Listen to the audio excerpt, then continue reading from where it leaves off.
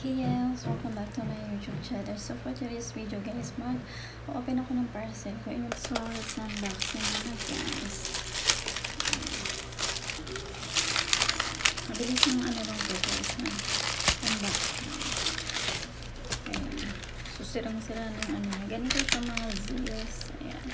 Parang electric ano siya. So ganito siya mga Zeus.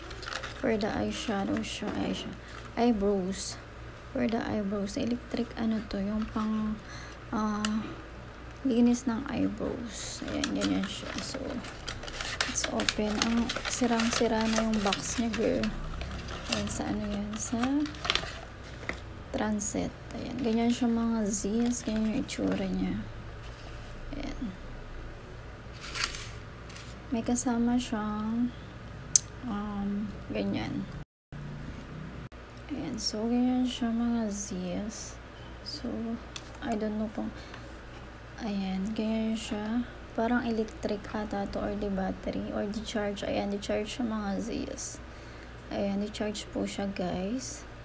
Ayan, so napakadali na lang tong gamitin kasi ito yung dati kong gamit for my eyebrows. Pang ahit ba? Ayan, pang ahit ko. Kaya lang minsan nasusugatan ako dito. Ayan, nagkakasugat yung aking eyebrows dito or yung aking guys. Ayan, skin. Pag naglilinis ako ng eyebrows ko. So, let's see guys. I-try ko to kung maganda siya and siya, painless siya or pain-free siya. Hindi ka masasaktan kasi parang siya. Ayan, ganyan yung tsura niya guys. So, i-zoom natin. Ayan, ganyan siya mga Z's. Po siya ganyan yung kanyang itsura. Ayan. So let's see, check ko nga kung siya naka-charge. Ang cute niya guys, no, para siyang pen itsura niya. Ganito siya mga mi, pipindutin mo siya dyan.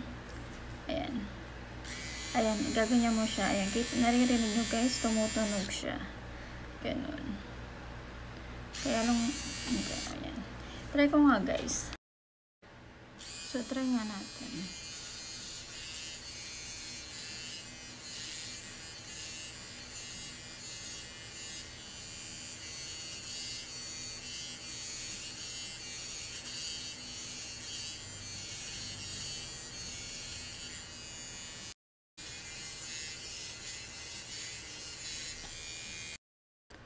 Ayan, ang galing, nakakaano siya. Pero kailangan ko siyang mag-focus guys.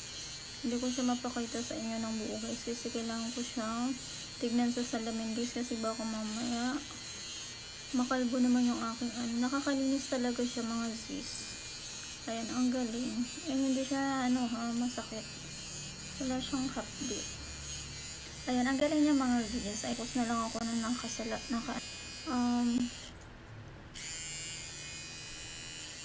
ako guys. Nakatingin ako sa salamin. Ayan guys, so makikita nyo yung difference niya. Ito may mga buhok-buhok. Ayan, and ito nalinisan niya ng a little bit. Ayan, kailangan ko pa siyang pag-practice na mabuti. And kailangan pag lilinisan ko siya, nakatingin ako sa salamin guys para pantay.